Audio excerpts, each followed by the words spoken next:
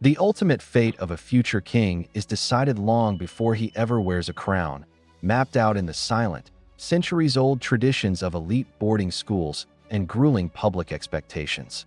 For Prince George, second in line to the British throne, a massive, life-altering shift is quietly unfolding behind the palace walls, one that could fundamentally change how the world sees him. As the young prince stood on the balcony for this year's Trooping the Color, royal insiders dropped a bombshell suggestion. This grand military spectacle might very well be his final appearance before he disappears from the public eye into the isolated world of secondary education.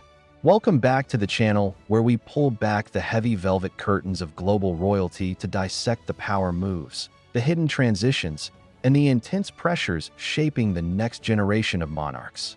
The public was utterly captivated by the seemingly flawless front presented by the Wales children at the king's official birthday celebrations. Behind-the-scenes footage revealed a charming, remarkably relaxed glimpse of Prince George, Princess Charlotte, and the ever-animated Prince Louis walking together and sharing sweet, unscripted sibling moments. But beneath the smiles and the synchronized royal waves, a ticking clock was counting down for George, sparking intense speculation among seasoned royal watchers that this specific Trooping the Color marks the end of an era. The sudden realization that the future king is on the precipice of a massive educational leap has sent shockwaves through the royal community, leaving many to wonder if the grueling demands of a top-tier boarding school will force him to withdraw from the public spotlight entirely.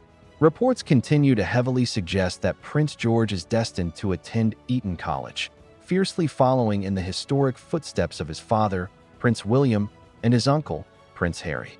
While Kensington Palace has maintained a calculated, tight-lipped silence, refusing to make an official announcement regarding his secondary education, the momentum toward Eton feels nearly unstoppable. Yet, this potential move raises an agonizing question for royal traditionalists.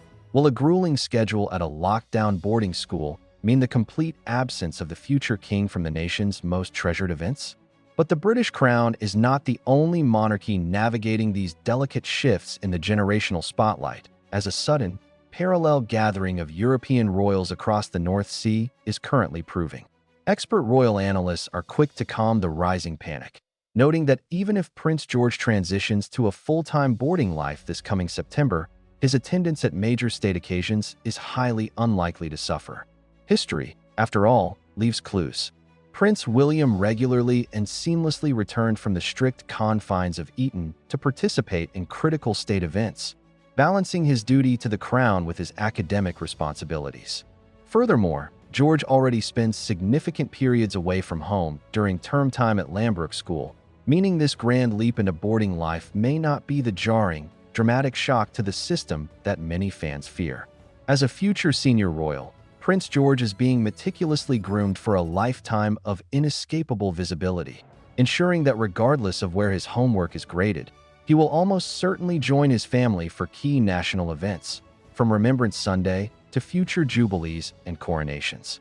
But while London prepares its next king for the shadows of academia, an entirely different royal spectacle was simultaneously erupting in Sweden, drawing the eyes of the continent to a massive milestone. Crown Princess Victoria and Prince Daniel, accompanied by their young son, Prince Oscar, arrived in a flurry of pageantry at the Royal Chapel in Stockholm to attend a prestigious Te Deum Thanksgiving service. This was no ordinary gathering. It was a high-stakes celebration marking the historic golden wedding anniversary of King Carl XVI Gustav and Queen Sylvia.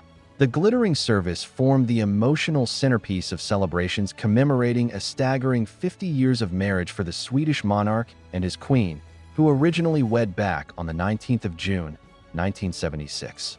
The entire Swedish royal family gathered in a powerful show of unity to honor this immense milestone, with Crown Princess Victoria and her young family joining an elite guest list of relatives and international cousins.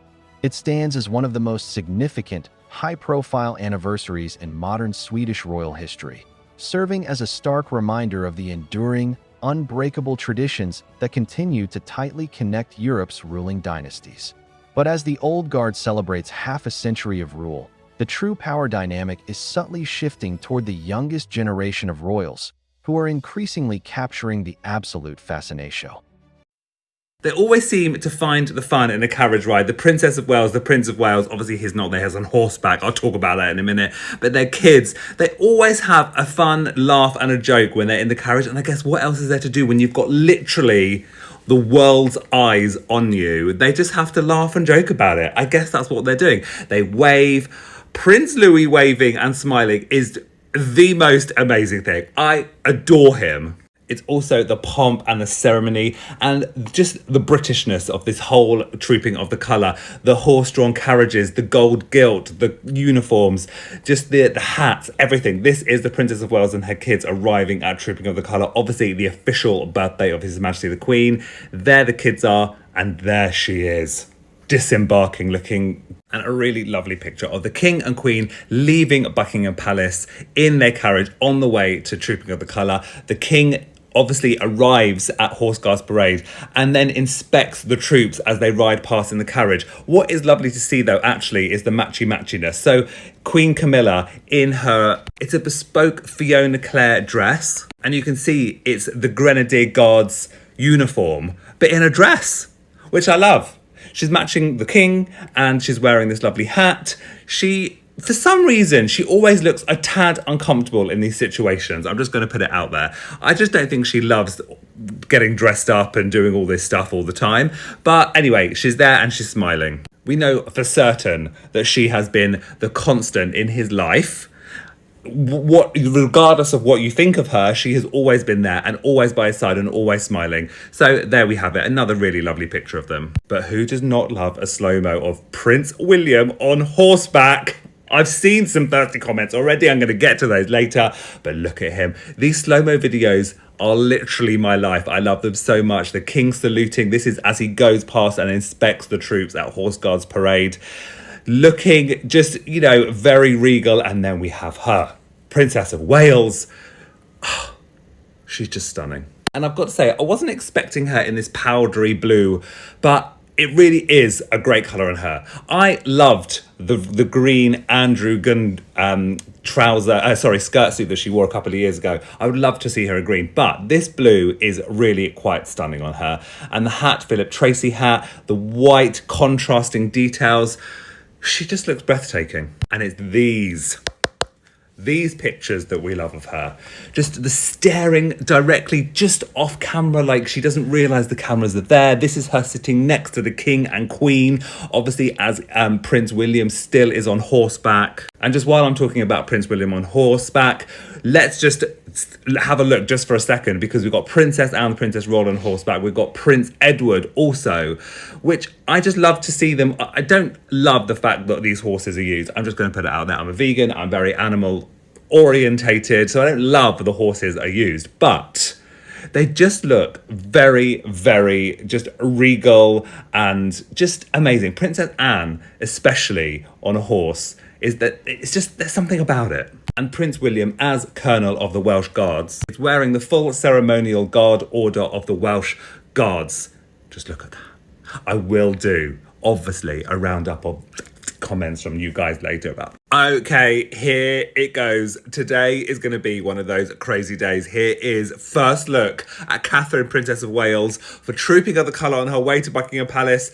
She is wearing blue and white. Catherine Walker again. Okay, so this time last year, she also wore blue and white Catherine Walker. This, I think I've already identified it as this jacket from this coat dress, from Catherine Walker. It's this, right? The Lafayette.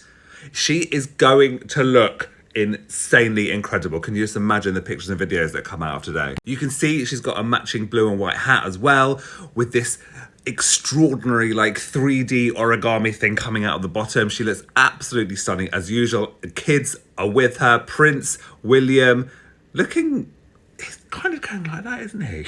Maybe he's very hot in all of his get-up, but you can see Prince George in a matching blue tie to his mum. Oh my goodness. Prince Charlotte there. I just can't wait. Today is like a big day, because not only is it like a riot of celebration, but also there's going to be loads of colour Obviously colour, trooping the colour. There's just, everyone wears colour. I wonder what the Queen's going to wear. Obviously I meant Princess Charlotte, not Prince Charlotte. Here's another close-up. You can see her just looking, the way she stares right into your soul in these pictures, but you can see her hair and makeup look absolutely incredible. She's wearing her pearl earrings. I need more. I need more. Right.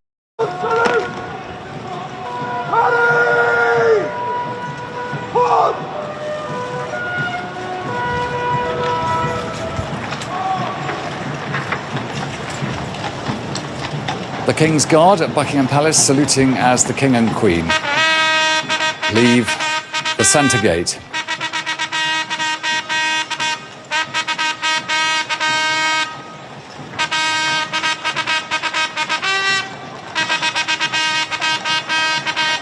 The King dressed as Colonel-in-Chief, the Grenadier Guards, and the Queen as Colonel, Grenadier Guards.